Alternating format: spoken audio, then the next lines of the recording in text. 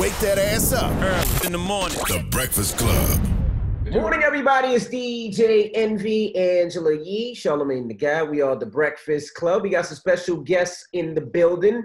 We have the Deans, D.Y. and Chivon, the founders of Ruff Ryders. Good morning, guys. Good morning. Good morning, baby. Good morning. Listen, man, I thoroughly enjoyed the Ruff Ryder documentary. And right off top, I got to say, I'm happy y'all cleared up something I always wanted to know. And that's why wasn't DMX in the battle video with Jay-Z? Yeah. I was so glad. I want to know that too. Yeah, that was ugly. I was with Dame the other day. Like, I had an interview with Dame Dash out here like 2 days ago out here in the West Coast. And we went back and forth. Yo, basically what happened was, we did the battle. When we did the battle over there in the Bronx, the crazy thing is that X was, I didn't have X stuff published and stuff. Everything I was doing I was in the transition of getting his publishing and everything up and running, just really doing a lot of other things. They was battling. I told Dame, I was like, yo, Dame, we can't have no filming on DMX stuff, because we don't want nobody, copywriting and biting his lyrics and all that. So that's how it started. Dane was like, yo, you messed that up. I said, it's all good. I said, but we wasn't, X had a lot of epic lyrics. So I was like, nah, we can't do that. You'll see this in his documentary too, because we had that footage. We had a footage. That was in the pool room, but remember how it started was Mac from 3333 was good with Dame and them, and it wasn't even our battle. But what happened was we was there. It was who was that? The Original Flavors and somebody else was battling, and Dame and Jigga and X was just standing there. We put them on the table after they didn't do what they do. We put them up there on the table at that time. So y'all actually have the footage? Y'all just never put it out? Or y'all don't have the footage at all? Got the footage. Look, matter of fact, Big L recorded that footage too. Wow. Big L and Dame, the Original Flavors, they recorded that footage, and right. Yeah, they got it. They got the footage, but they just got the footage with Jay-Z battling, and then after that, you could see me like, yo, Dame, cut that off. That ain't gonna happen. Do you regret the decision? Do you regret the decision not to film X now? We can't regret. I don't regret it because it was time, and you know what I'm saying. At that time, we was really heavy on our music on a whole nother level. We wasn't really playing with it, So I don't regret it. In a way, I wish we would have recorded, but it's all love, When was the documentary shot? When did y'all shoot that documentary? Yeah, we shot it. We shot it in 19. We shot the documentary in 19. Like, we had like six months or so to really put it in perspective. And what's your relationship with DMX now? Because I seen it in the documentary. He seemed upset because he thought he was going to get a percentage of Ruff Ryders, but then during the battle, I seen you guys at the battle. So what's the relationship now with X? Relationship good with X. I mean, we family. You know what I'm saying? We real family over here. So no matter what we go through, we're going to have that fight. We're going to have that argument. We're going to have a disagreement, but then it is going to be what it is. I mean, at the end of the day, X is family. So, I mean, he right here. He ain't here, but he's over here with us right now. We're doing this album as we speak. So, X is like a little brother. No matter how much he gets mad and things happen, we fix it and straighten it out. So, it's all family here. You're never really going to hear too many artists that we deal with where there's a real problem. We try to fix it and keep everything in-house. Well, I know when people watch this, they won't have seen the docuseries at all yet. So I want to talk about Ruff Ryders and you guys getting started, because DMX was your first artist, but you guys didn't start off as a music industry family. So let's talk about how Ruff Ryders even got started. Yeah, well. Hey, wow. Yeah, it started with a basic conversation with Heavy D. Rest in peace, Heavy D. Mount Vernon, New York. We lived in Mount Vernon, New York. Puffy and all these guys. Basically, we was on 3rd and 3rd. I seen your man Heavy D. He came up to the Shabazz restaurant. He was talking to us, inquiring about his brother, because one of his brothers got shot or whatever. But one of his other brothers was with us. Like his man Jerry. So Jerry, yeah. He came down and talked to me about his brother was hanging out with us in the street. So I told him, you know, his brother Jerry good with us. His mother had concern. And then and Heavy and them was blowing, like they was doing real big things over there. They was on TV doing a lot of things. So when I was sitting with Hev and talking to him about his brother after we had that discussion, I told him, I said, yo, Hev, let me ask you a question. He said, what? I said, yo, I want to get into this music business. How we can get out of the streets into the music business? So he was like, yeah. He said, get an artist you believe in, make hits, and the industry come to you. I said, that's it. He said, yeah, that's it. And my man Tiny was with me, and he gave me the cassette. He was like, well, I got DMX cassette tape right here. So when he gave it to Hev gave it to me. He was like, guess this is your first artist. So I popped it in the 300ZX. From there, you know, we was, you know, I went straight to see DMX from there to Yonkers. And that's how our journey started with DMX. I just started working with him, with my man Tiny. Shout out to Tiny.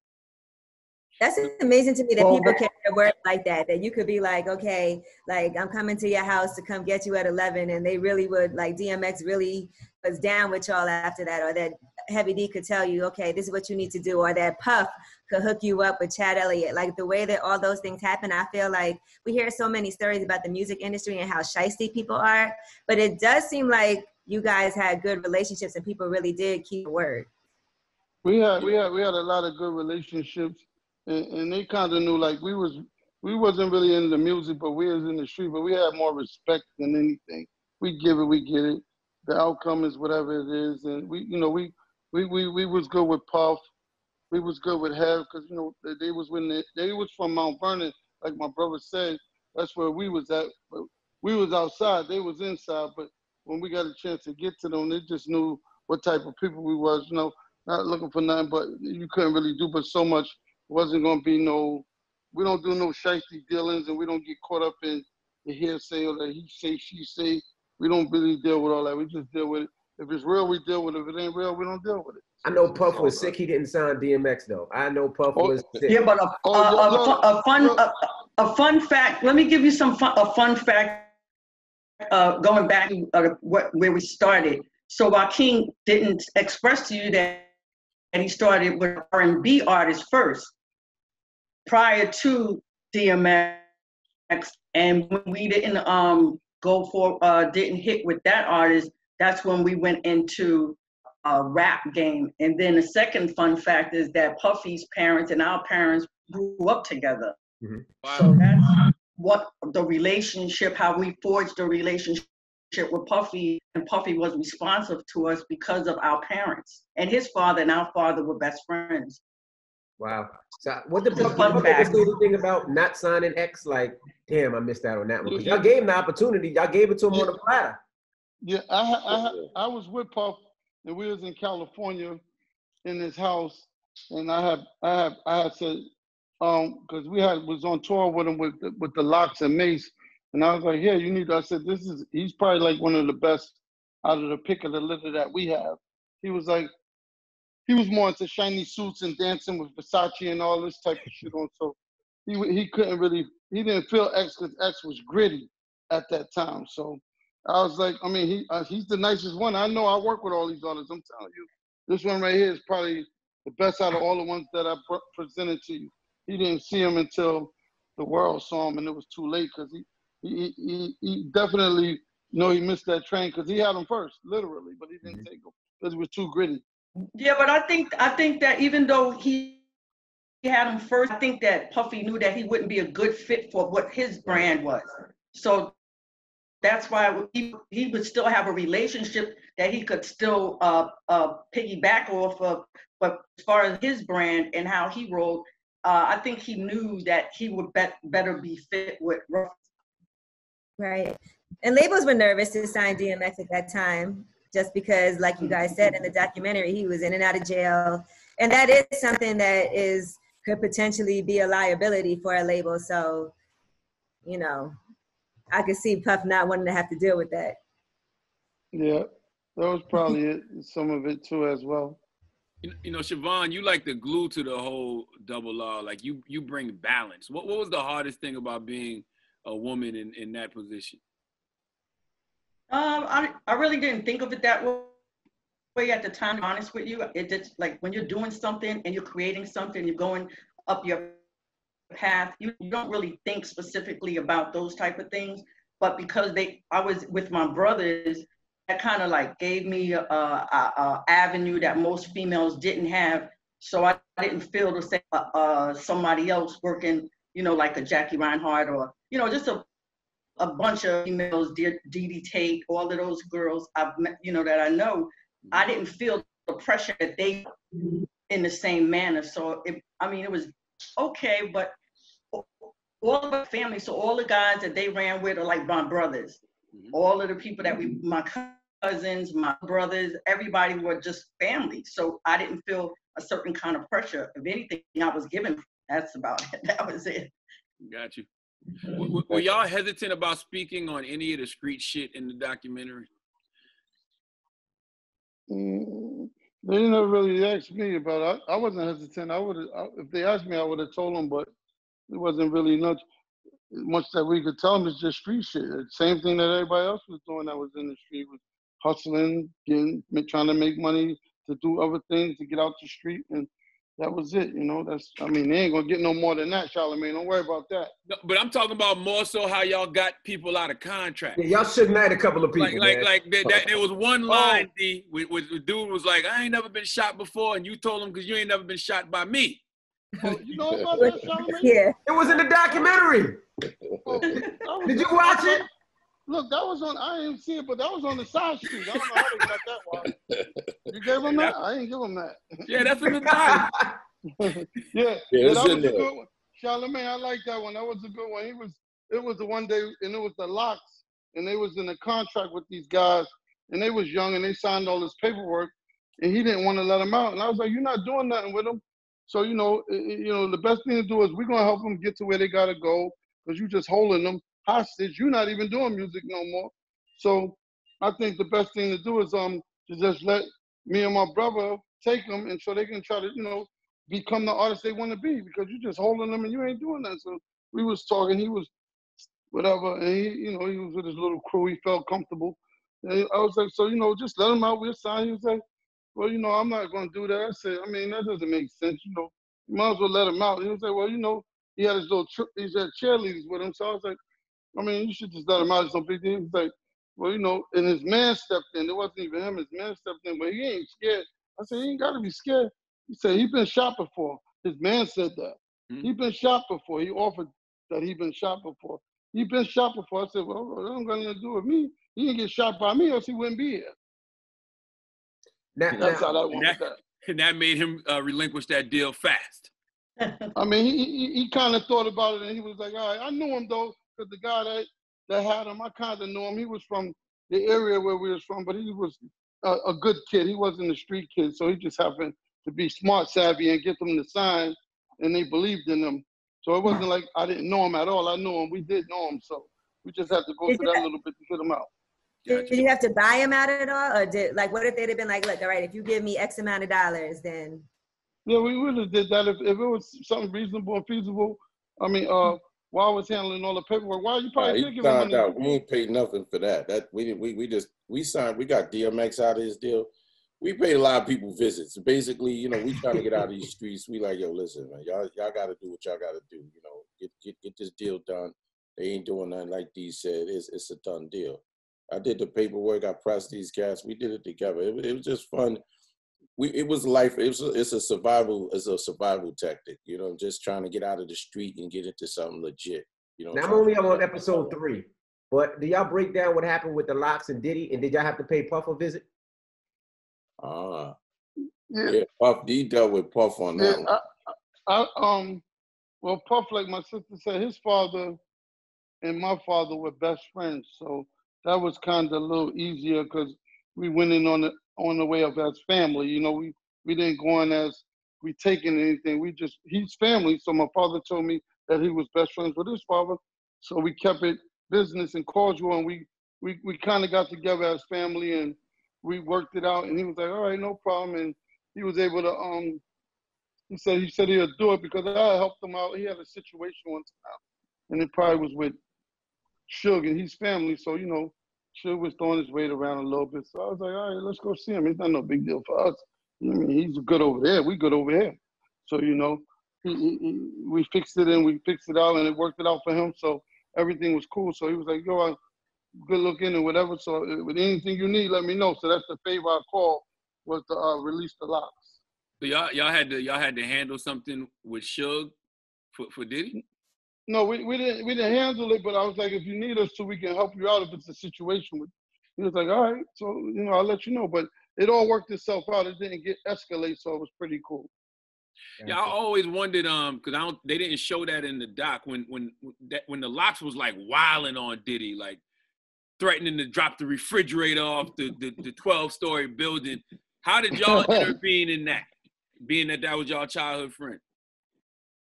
I mean, he wasn't our childhood friend. He was just a friend we met as we got into the music business, and my father told me that was his best. We didn't grow up with him. Okay. You know, he just happened to be in Mount Vernon where we used to be in the streets at. And we never seen him until it came up to music. When we crossed over and started doing music, then we ran into him. How important do you think it is to have street smarts when it comes to being in the music business? Street smarts? Yeah, when it comes to being in the music industry, because I know a lot of people that, you know, have come from the streets and then become CEOs and had artists and started management companies and all of that. But the rules are so different, right? Like I've heard people tell me, oh, you know, people don't abide by the same set of rules and people don't keep their word when it comes to this business. But for you guys who your word means a lot, like how important is that for people to have some knowledge of that when they get into this music business? Because they are dealing with artists and other people who are, you know, regular people. Yeah, the music industry. Well, I think that I think that you have to have both business, and a little bit of business and a little bit of street. I think that because you have to be able to speak on executive level and position yourself contractually, but at the same time, you need to be able to step up to the plate when things turn sour. Well, see how we address the music industry. You know, we took it all. We came in as family. So, you know, we took all our strengths and our weaknesses and put people in different areas in the music industry. Mm-hmm. How we was able to impact the music industry at this magnitude because we were surrounded by all family. You see what I'm saying? So if we had my sister, and she's good at administration. My other sister is good at law. My uncle's good at accounting. You know, me and D good at the streets. I'm good at bringing deals to the table, or doing certain things, or having a vision of what needs to happen, how things happen. D's good at the music. Swiss is good at producing. What we did was we took the streets. We took our street hustle and brought it into the music industry. We did 24-hour shops. So we used to hustle 24 hours a day. We had 24-hour shifts. So basically, we just took the street formula, brought it into the music industry, and then we put our family that actually had the other tools in these different areas to maintain our presentation within the music business to be able to take it to the next level. That's how we was able to execute the music industry. You build a team of people around. And also, we had an uncle. He's deceased now, but he started out in the music industry with Ray Goodman and Brown, Black Eyed Musicians, and he had meetings with us prior to actually getting. He always told us that the music industry is a pimp prostitute situation. Sometimes you're going to be a pimp and sometimes you're going to be a prostitute. Just know how far you want to go with it. So he knew from the gate going in what to expect and how to address it, because he was a great in letting us know from the gate what, particularly with publishing, and how people are going to try to swindle you out of it, and how to deal with the artists, how they're going to turn on you. So we knew from the gate, like, we didn't come in with rose-colored glasses, like, oh, everything was going to be hunky-dory. We knew because we were told and we were shown, and a lot through my uncle with Ray Goodman and Brown and all those other groups that he was dealing with. He did a lot of things, but we definitely knew from the gate how to kind of navigate that. and we realized it wasn't a shock to us. When you come from the hood, are you ever truly prepared for the success that you achieve at the level y'all achieved it? Were y'all truly prepared for it? Nah, we wasn't prepared for it. No, we wasn't prepared for that. Prepared. We did I think we did excellent in under pressure, because we were good with under pressure. We did real good under pressure. We basically, you know, really hip hop, like music, brought us together, because we born in the Bronx. My mother and father, they broke up. We got divorced at an early age, so we all kind of separated. So when I brought this whole Ruff Ryder thing together, it brought us all together to be able to be back in the music business. You know, so it really helped us be able to come together to do something that we all love doing. And then from there, you know, when we put X out, when we did the deal with Irv Gotti with Def Jam, and everything started moving so fast, we just started adding, you know, just putting people in place and making things happen. And, you know, it was like kind of overwhelming, but at the same time, it didn't crack us. We just kept working hard. So we was learning the business as we was earning the business. And what happened with Ruff Ryders? Did you guys start focusing on other things, or what it was? Because at one time you had all these artists, and then it kind of just, everybody started going everything. It almost seemed like one started doing merch, and one started doing this, and one started doing that. What happened with Ruff Ryders? Well, I mean, far as like with the artist, or just the company in itself, the label. The label. So basically, what we was doing is, you know, we started, when we got on through Def Jam. Irv Gotti put us on in that situation. Then we went from there. We did our thing with DMX, and then from there we did our deal with Jimmy Iovine and Interscope. Mm-hmm. So when we crossed over to open our label, after we did that, and we expanded into that area, everybody was growing. So we was diversing. Everybody was doing, because we are firm believer in letting people grow and become themselves and grow and go into their own. You know, we help people become their own bosses. So even if it hurts us on some level, we still will be able to say, well, listen, bro, you still can go and you still can open up D Block. You can still go over here, and Eve, you can go over here and do your thing over there with Fetish and all that. Because we was the ones that actually set the tone for the 360 deals. So remember the 360 deals, when we got on, it wasn't no 360 deals with the record companies. It was just a production agreement in plain and simple, right?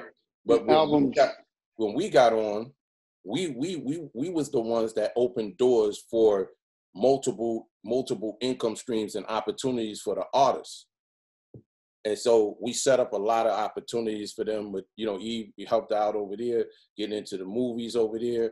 You know, you had the same thing with X over on that side. We kind of like helped out from afar into those situations. And plus we had our own situations. We had the production company, TV and film division.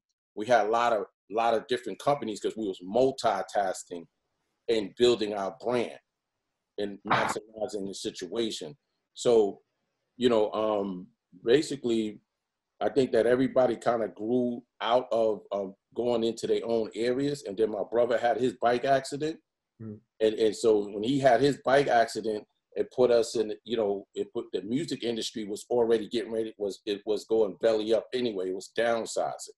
So he had his bike accident. The music industry was downsizing, right? And then the artist was growing into their own companies.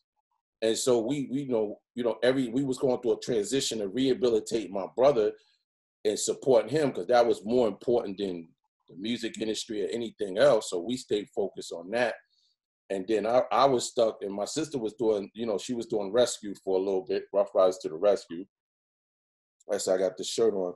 And then, you know, we kind of like settled back and really just was regrouping. And then that's I think that's some of the stuff that happened. Piggyback off of just to piggyback off of what Joaquin is saying, like people say, oh, wow, y'all just disappeared like that. So we made a conscious decision, just to clear the record, we made a conscious decision to stop doing what we were doing from the industry, just so that we could concentrate on Save D's life, because he was in a coma for many, many months. He had to relearn, re-talk, re-walk, everything. So we felt that was more, that was more present than any other thing that we could actually do. The music didn't mean anything to us at that point. At the time, D was the glue behind all the music and the artists and keeping them together. That was a difficult time, not just for Ruff Ryders, but for the Dean family. So we had to stop. We had to stop, and he's here now, and I mean that speaks for itself. You know why you Tell said? him what happened. Oh, go ahead. Tell him what happened, Chivon. Don't make it look like I got shot. Tell him I crashed on the bike. Ain't no. That was We wild. ain't doing no. D was in a bike accident in Hunts Point. D was in a bike accident on Hunts Point, and I was sitting in a restaurant, and somebody came up to me and said, the whole office is running outside. So I got on the phone, and I said, what's going on? And they said, oh, you got in an accident on a bike, one of those bikes. What was those bikes called? I don't remember. But T-Rex. the little three-wheel T-Rex. Right, the T-Rex. So next thing I know, he was in Lincoln Hospital. We got to Lincoln Hospital. He was there. He was unrecognizable. We had to make quick decisions. I got on the phone with Puff, Leo, Jimmy, Russell, all the people that you thought that would never have a hand in it. They all pitched in. Next thing I know, Puff has a trailer outside the hospital, so that sit there 24 hours a day for the family. Puff and Leo and Jimmy and all of them got a surgeon to move him from Lincoln Hospital down to, was it NYU? Was it NYU? Downtown. So to that hospital with one of the biggest surgeons in the country. So, and then he moved the trailer from Lincoln Hospital to that place. But at the same time, it cooling down, everyone remained supportive, and D had, basically had. Wow. Hey D, in the doc, Swiss said that you were actually pronounced dead, and I didn't realize that you was in a coma for 3 months. I didn't know it was that long. Did you see? Yeah. I know this might sound like a crazy question, but did you see what the afterlife looked like? Do you remember anything? Nah, you know what? I didn't really. You know what was so crazy? Because I didn't really see anything, but I guess as I was getting closer to coming through, I could hear things, but I know I wasn't there. I could still hear it. I can hear things, but it wasn't like I could talk. I can hear what's going on lightly, not really clearly, but I can hear voices. Mm-hmm. And there was people in the room, but it wasn't like I was able to respond. I was just laying there. But as I was coming closer to probably coming out the coma, I started hearing things lightly and stuff like that. So that's all I heard. But most of the time, I didn't even know it was 3 months. So it was just dark for you, like sleep? There you go, baby. It was dark as hell. Damn. Just dark. You just, you're there. You don't, it's like you sleep. Like you said, it's sleep. When I woke up, you know what's so funny? Because when I did come out the coma, and I came out the coma, it was probably like 2 in the morning. So being as though I was in the coma for a little bit, it was always dark. When I woke up, I was in a dark room. So I'm not thinking nothing but it's dark, but I was already out the coma. And they had some lady, a Chinese lady that was watching me, and she was right there sitting there. I'm looking like, I know I'm where I'm at, but I don't know where this Chinese lady came from. Who was the first person you spoke to when you came out? Like, who was the first person that you remember that like, part of your family that you saw? Shit, probably could have. I don't even know. I think I spoke to the doctor, came in, then they came in the morning. It could have been my mom, my sister, it could have been anybody, because everybody came in, so they all came in at a group at a time. So probably was a couple of them, but I was in and out still, but I was enough to be conscious a little bit, because they still was giving me medication to put me to sleep. So everybody was there when I woke up. What made you guys decide to do this documentary then? I mean, y'all have been through so much, and I guess you could have done this previously, but why now? And BET you guys chose, which I think is great because we've been enjoying watching all the docuseries they've been doing lately. So what made you guys decide that? Yeah, I went out and did the documentary. I brought it to the table. I had a conversation with my man Chad Elliott, and plus the new generation, they needed to know the history. So Chad put me on with somebody in BET, matter of fact, not E1, and then I pursued it, and then it took us like a year or so to really get these guys to really come on board fully. So we kept the press on. They eventually did it. We got it done. They turned it. They cut the deal with BET, and then it was sky's the limit from there. You know, why you said something earlier. You said that y'all were learning while y'all were earning, and even watching the doc, it's like, man, I'm sitting there wondering, like, how do Black people from the hood learn financial literacy that fast in order to know what to do with all that money? Well, yeah. So let me tell you something. Let me tell you something about that too, Charlamagne. There's a lot of greasy people. So when you hire somebody, doesn't mean necessarily mean be in your corner the way they're supposed to be. So there was a lot of lying, a lot of stealing, a lot of things that people don't know about. I won't mention any names because I think my brothers are gonna beat me up after this show. I'm only kidding. But we wasn't with a lot of good people. We didn't know that we wasn't with a lot of good people. Let me say that. We didn't know until we knew. And sometimes you find out it's too late. So that's a lesson learned. yeah, so you got some lawyers. We had some lawyers and some. So basically, we had some lawyers. We had a lawyer and we had a accountant that was, we ain't putting their names on record, but they did, they did some good and some gas, some ups and downs on that. We had my uncle was working with us on the bookkeeping, so he kind of kept a lot of the stuff intact. But we had our ups and downs. It was really a learning curve, but it was a beautiful thing because we could have been locked up and doing life in penitentiary or whatever. For sure. Because it was either death or going to jail for life for us. So this thing was like a true blessing for us to be able to make an exit out of the street game into a legitimate situation. So now we know about, we have family members and certain people we put in place that work with us to work with these different people. But like I said, we was learning the game. We wasn't like Puff and all them was intern under Andre Harrell, rest in peace, Andre and all them, with Russell and all these guys. They was interns in the game, learning the game. So when they got their chance to get the baton, they was able to maintain the presence. They knew who to work with, who not to work with. They knew how to flow. We didn't have that opportunity. We came straight off the street corner into the game. Y'all want to play Jordan and them today? Yeah. Well, let's go. So we learned hard knocks, but we was able to maintain our brand.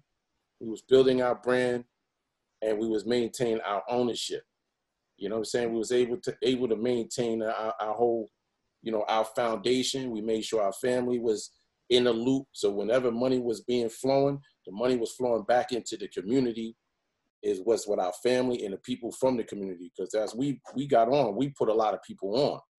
So we used to get in a lot of trouble over like, yo, well, listen, why are you putting money over here to do this and this? Because we only got 15 minutes over here, so we don't know how long this is going to play out, but we're going to go out there and we're going to do as much good as we can to make things happen. Because that was like, we made sure that the little bit of people that we didn't know that what touched us was that we knew a lot of people in the hood, and we knew they never was going to be able to see. Some people don't leave New York at all. They never got a chance to leave their blocks. So that was kind of something that was on our mind. So when we did get a little money, we used to just get a big yellow bus, and we'll just get all the kids that we knew that did good in school, the different things that we knew, and we put them all on the bus and take them all the way to Miami and let them stay over there for the weekend with us, just so they could see something different. And they come back, they be able to say, open their eyes a little bit. Because when you're from New York, you don't leave New York most of the time.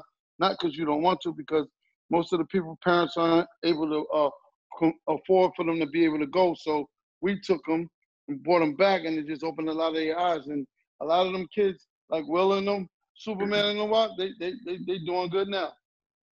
Yeah, we made a lot of entrepreneurs. You know, we firm believers in helping, you know, passing it forward. You know, we always make sure somebody else is eating as we eat, and we feel that if we gonna get on, then a little bit everybody should get on, and it might be a problem, you know, that for some people like, yo, man, we don't even know half of these Negroes, but it's family. You know, we feel that we was born, like my father's an entrepreneur. You know, we from South Carolina, Charleston, South Carolina, so we from over there where you from, Charlamagne. So, you know, we got that lineage that goes all the way back. So we come with the ethics and principle and morals. So, you know, we took it into the streets, and then we kept it real, and then we brought it into the music industry, and we kept it business, and we learned the business as we was earning it, but at the same time we was be able to maintain our integrity in the process of it without selling our souls. No, our producer had that on our spreadsheet this morning. They said the Deans are from Moncks Corner, South Carolina. I thought they was just fucking with me, because I'd never heard that. Never heard that. You right around the corner from us. My brother Poe, he did the research. He was like, "Yo, tell Charlamagne we from his neck of the woods. He might be bloodline." We was like, "Yeah, you might be from outside." So y'all from your family, your parents from Charleston? Yeah, my grandmother and grandfather was from Charleston, South Carolina. On our father's side. Yeah, on my father's side. Wow. I can't wait for people to see this documentary, man. It's good. I got a couple more questions. Did y'all ever really promise DMX a piece of the company? No. Now that's my thing. Like, no. So, you know, when I got DMX was, you know, in those streets, running the streets, doing what he's doing. You know, it was basically, yo, X, I'm gonna come in here and do what I do. I signed him under a production agreement. I had to get him out of those production agreements he was in. He had like he had a management agreement and like 2 other production agreements he signed. And these cats was, you know, really not doing much with him. So I went in there and I pretty much got him out of those contracts and then put him into a new contract. And that was Jack, right? It was a production. Yeah, Jack was the manager. So I just signed him over to production. Everything is good as sweet and peaches and cream. And then, you know, once everything blow up and whatever, then everybody see things a little bit different. But it's all good. You know, things happen. The documentary expresses it. I hope that y'all enjoyed the documentary, because we try to do it past, present, and future. We wanted to bring, you know, let them know the essence of who we are, where we came from, and what we went through. But it's a lot more gritty stuff that we could have implemented, but we kept it, you know, kept it nice and simple. But DMX, yeah, I mean, I didn't tell him, yo, you're gonna be partners and this and that and this. I told him, yo, we're gonna do this thing, we're gonna make it happen. He signed the production agreement. I had him locked in with a lawyer. They did what they had to do, and life goes on. So I had to chase DMX for like years.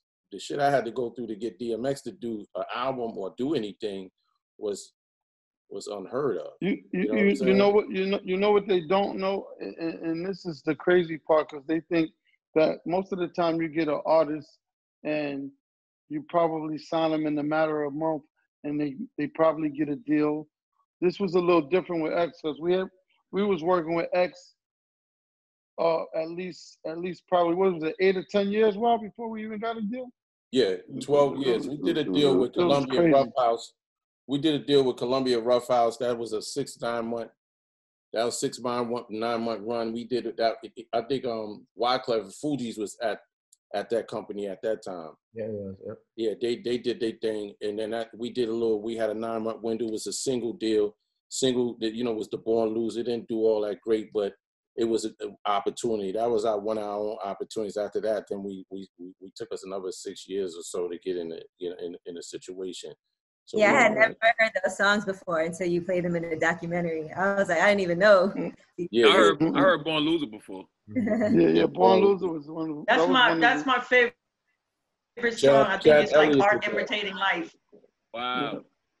Chad Elliott did that Born Loser. He was one of the first producers started working with us. You know, then I brought Irv Gotti, and he put me with Irv Gotti. Irv Gotti was a DJ, and I brought Irv Gotti in from Chad Elliott. Puffy put me with Chad Elliott because Puffy was like, "Yo, I don't have no producer. I can't really do anything. I'm too busy." Right. So I said, "All right, cool. Who you got that you can hook me up with?" So he hooked me up with Chad Elliott. I met him on the George Washington Bridge, under the bridge, and then he hooked me up with Irv Gotti. And then I signed Irv Gotti as a producer. Then I had him working with us, and your man Chad worked with Swiss and X. So that's how we started. Yeah, we just never stopped working, you know. So that with the work ethic. The producers mad too. The producers were upset. It seemed like on the documentary PK. And we had a battle cage up in there. We had fun with that.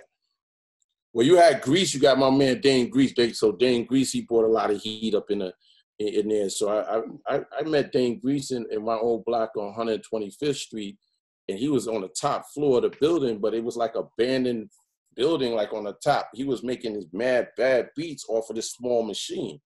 So I discovered him in there. I brought him in. I bought him all his equipment. I bought Irv his equipment. So we have like a formula.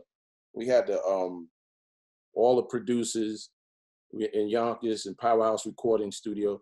I've got all these producers, and I had them work different shifts inside the studio.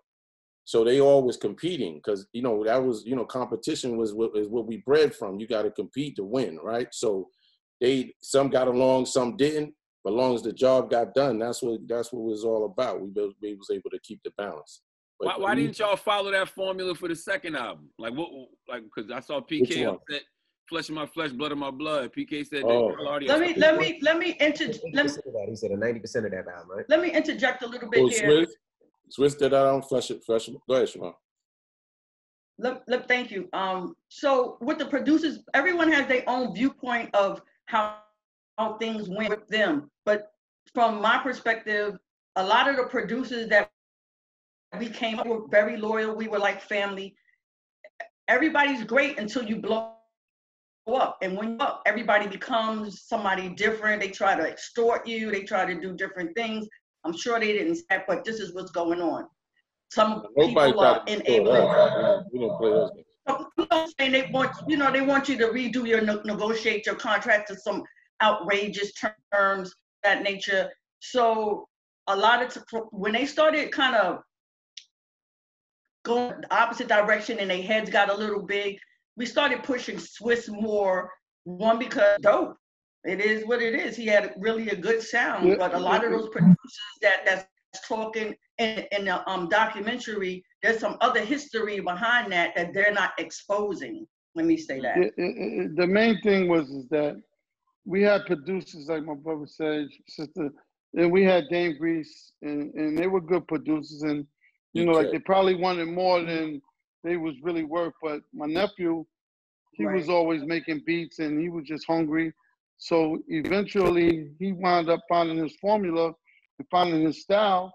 So I was taking all the beats for him because me and him was doing all the albums. So I was just sitting there all night with him until we get the right beats, and he was pouring the beats out. So nobody else was there working as hard as him. So he pretty much, like I told him the other day, he pretty much outworked him. It wasn't about he was my nephew, because I wasn't even taking beats from him at first.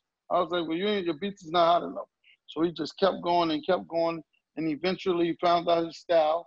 When he found out his style, he just was able to keep pumping out the music. So I just took what he had because he was the one giving me the heat. Mm-hmm. Was there ever any hesitation about going in business with X, knowing he had a drug problem? No, never with X. He had a drug problem, but I don't think it would have ever been no business with him. Like him and my brother, they met and they was doing whatever they agreed on, and I don't know what the initial agreement was with them. So we was just still doing the music, but I don't think it was a problem giving them some of the company or breaking down with them. That wouldn't have been no problem.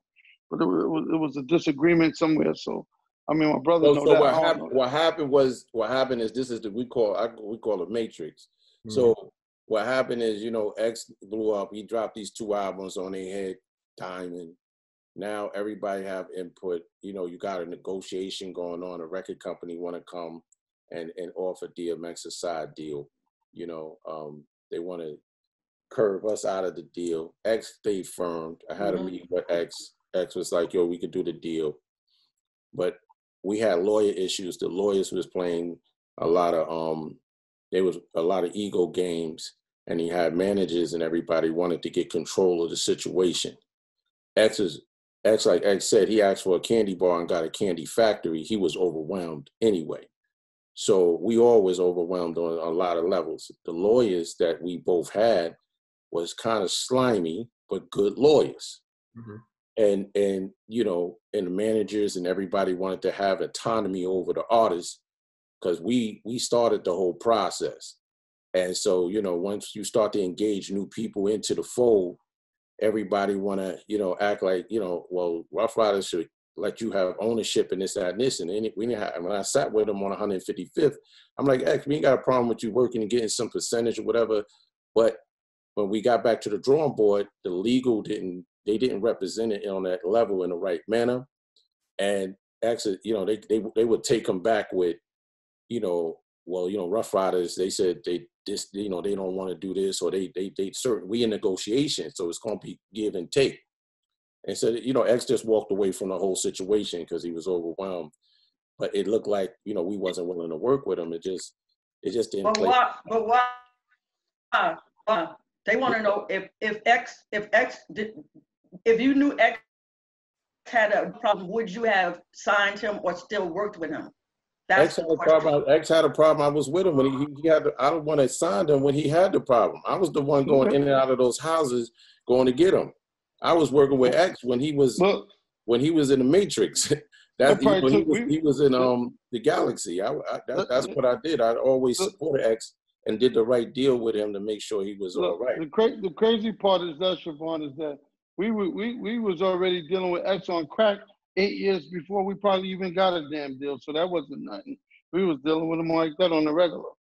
Yeah, we just believed in him. We believed in him. It wasn't about drugs with X, you know, because we consider you, once you in, you family. You know, we've been through with relatives and all that, had drug habits. We in the streets dealing with drug addicts every day. We didn't discriminate. You know, it's like, yo, we found we was blessed to be able to have an opportunity to work with X and get out of, you know, and put this work. And a lot of people's like, yo, how you gonna work with this guy? He's robbing people. He's doing all these different things. And y'all, you wasting your time. I'm like, nah, it's my brother, so we're gonna work with him. That's just how it goes. So you know, a lot of people told us we was crazy. They was like, I don't even know why y'all fucking with him. He's a crackhead. I was like, don't worry about it. He's good. We'll work with him. We got him. We was familiar with it, but he probably would have never been as successful as he is if it was just regular people that wasn't familiar with going in buildings, getting them out of crack buildings. Like, we did shit that we was familiar with. So if it was just regular people and he got a deal like at Sony or somewhere, they would have never been able to get him, because you had to go through a lot of things to get to X. And this was years. This wasn't a day. This was years and years. You got to go get him out the building, drag him out of here, bring him over here. So it was a lot of that way before we even got to the music. Yeah, it takes a lot of vision to see what DMX, you know, could have been back then, I'm sure. Yeah. You know what? My brother had him, and he brought him to me one day. So we hustled. So we familiar with niggas smoking crack and all that. So he bought him, and we was on 125th Street. So I walked. He called me. I said, all right. He said, I want you to hear somebody. So I walked over there. I came around the corner. I said, what's up? He was like, listen to my man right here. He can rap. I listen to rap, but I don't care about it. So I was like, all right, let me hear something. And he rhymed a little bit. And I can truly say that one time I heard him rhyme, I just knew he had something special. And I was like, there's something special about him. And then DMX bought the locks. Yeah, DMX bought the locks. Mm-hmm. It took me a year to get DMX to get me the locks. And I had X for a whole year. So I said, yo, X, I said, listen. I said, you the hottest artist. He said, yeah, I'm the best. He said, great, I'm the greatest. I said, yeah, you are. I said, but The great got to have a family. I need some artists, but I already knew the Locks was out there because I already heard I was on my post. He said, I said, go get me the artists from Yonkers coming up. Let's do it. He said, yeah, I in time. So he brought the artists, the Locks, to me about a year later, but we already knew about them. And we started working and doing shows together, and we went out to we did a lot of shows. We went to Jack the Rapper. We went out to a couple of others, a lot of different. We went to Philly Fest. We went to a lot of places with the Locks, and we got them coming in as managed the Locks. But we had X under production, right? So it was. Then we signed the Harlem Nights and all that. But the Locks was definitely. They came in, we did the things, but X put us with them. It was all good. People don't know how much DMX gives back financially and money, and how, I don't want to say money doesn't mean much to him, but he doesn't necessarily care about that. A lot of people not at all. Not a bit. Yeah, the money wasn't about the money. He's still the same. He's still the same right now. Money is not his thing. Yeah, I don't think money's a motivator in DMX, but it goes back to that first song on Born Loser. If you listen to the lyrics of that song, he's pretty much telling you who he is and his story, and how the money not a factor. He's more driven by experience, life experiences, and spirituality. If you focus on that and you understand him, you'll understand more of that aspect than the money. Why didn't DMX work at Def Jam with Hope? Well, I don't think, you know what happened with him and Hov? This is what happened with him and Hov. Him and Hov, you remember they battled years ago in the pool hall in the Bronx. Right. So they battled, and they didn't battle. They we called it a draw because they both was nice. So we said, all right, it's a draw. X felt like he won. Hov gonna feel like he won. So it was an animosity there always. It was nothing verbal, but it was just in his mind, like, I won, I'm better than you. So when Hov wound up being the president of Def Jam, he felt that he had to answer to him, and X ain't like that, you know, because he don't feel like he's better than him. Like, you're not nicer than me, I'm better than you. So he had he felt some type of way about Hov dictating his future. So was the album really ready? The album that was at Def Jam that they kept saying wasn't ready. In y'all opinion, was it ready? I think, I kind of remember, it probably was, I think it was ready, but it took a little longer because of the budget, and we wasn't able to get certain things done as quick as normally, like at Interscope, and that's where he thought that Hov he was trying to sabotage him because he wasn't getting everything that we was getting for at Interscope. So he was thinking he was trying to sabotage. So it took us a little longer to get that album done, because we was getting the albums done. I would knock an album out in 60 days, easy. So we were just knocking them out. That's because when they were doing that and he was getting the budget the way he was before, that's Leor was behind that. Leor was the driving force to making sure he was like the Jimmy Iovine Def Jam. He was making everything happen quickly for Ruff Ryders and X. Why do you think it didn't work between X and Hov, Chivon? Egos. That's it. It's simple. Egos. I don't want to say the other word, but whose piece is bigger than whose, but it's basically egos. Which is crazy. They went on tour with each other. It's real simple. With each other, like they were good, which was crazy. What do you think, Waah? Why do you think it didn't work out between Hov and X? Right, was it what they said, you know, the basics, you know. I think that they had that past history of, you know, competition, and that's the reason why it didn't happen. I mean, what happened is Jay-Z called DMX and told him the inmates took over the prison. And when your man Jay-Z got in position, he didn't honor, X felt that he didn't honor, he didn't honor him in the proper way. He didn't, hold the weight like he was supposed to. He was moving kind of sideways, and, it was just not like, it wasn't a comfortable situation. You know, so that's why I think that happened. You know, he told her one thing and did something else, and then it went left. Was it a mutual decision to leave Def Jam? Like it was a whole Ruff Ryders thing? Like, yo, you know what, X, we all gonna be out. Yeah, we all mutually just rolled, you know, it was just, you know, it was time, you know, because that's when I told you, when the whole industry started downsizing and stuff like that, things turned left. You know, Jay-Z and them was good with Def Jam. They was able to negotiate their deal, because when they negotiated their first deal, they, you know, Def Jam had some type of ownership in Rockefeller. Mm-hmm. That's where Rockefeller and them was getting a little bit extra love, maybe because they had, you know, Def Jam had special interests in that rock brand. But, you know, we felt a little bit of favoritism going on. That's why we was expanding and moving on and doing other things outside of just being in one house. Mm-hmm.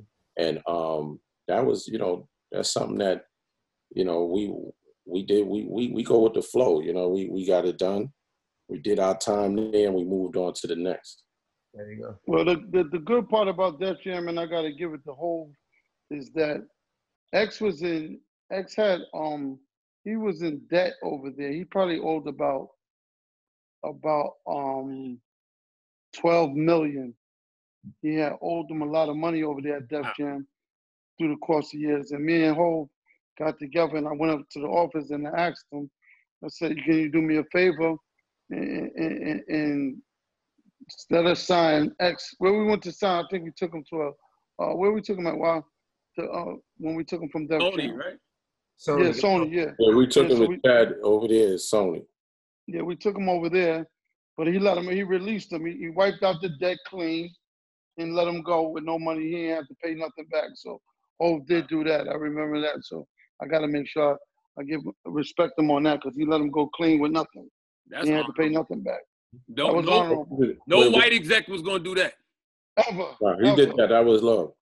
But the crazy thing about the Def Jam situation, when Leo and Russell sold the company, you know, when you do when they start selling companies and new ownerships and possession, and so they got this big debt over you that you don't know where this came from, because now they got all these people leaving, and now they have a new accounting financial team coming in, and they telling you owe, you know, X owed 12 million, this person owed 20 million, this person owed 8 million. And so we do an audit, and they really, Def Jam, y'all owe 25 million. So now, you know, we have a situation here. So now you got to go. So now you go through all this litigation fluff. And now Def Jam, most of the team that was there, they no longer there. So now you got to wait for 5, 6, 7 years to go through them so they can get the books back and all this other craziness. Litigation. So yeah, it's a lot of funny games going on with the books and the paper trail. But you know, it is what it is. You know, y'all get your money back from Def Jam that they owed y'all? It came back to we didn't really get our money. I think it was my guy, we got it broken down to like 8 million, but it really has some more litigation stuff that had to go through, so we never really got to really fulfill that whole situation. But it was definitely a loophole in that whole situation. We had a lot of lawyer fees and accounting fees back and forth for like 5, 6, 7 years dealing with that. We never really. They owed y'all 25 million? Well, it came back 25 million in the red. But then, you know, as we was breaking it down, it came down to like 8 million or so. But then we never really got to pursue the finalize of the whole situation, because a bunch of other stuff popped in. Then my guy died and all that stuff. So it was a whole loophole there. But God, you know, damn, it's like it's easier to sell crack. There you go, Charlamagne. Anytime, baby. That's what anytime's a little better. Listen, I know y'all gotta go, man, but I really enjoyed the Ruff Ryder doc. It is hard to watch though, especially DMX, because he still got so much trauma, man. So I just wonder how much responsibility do y'all feel to make sure he really gets the help he needs, because that brother need healing. Yeah. Well, we good. We work with X. You know, X is healing. He's doing good right now. He's out here doing his album in the West Coast. He's working with him. Swiss working with him. Bless you. We all working together. So, you know, X is X, so you know he's blessed. He's in God's hands. He's gonna do his part. We gonna do our part, and you know we gonna put in this work. You know we still got more work to do.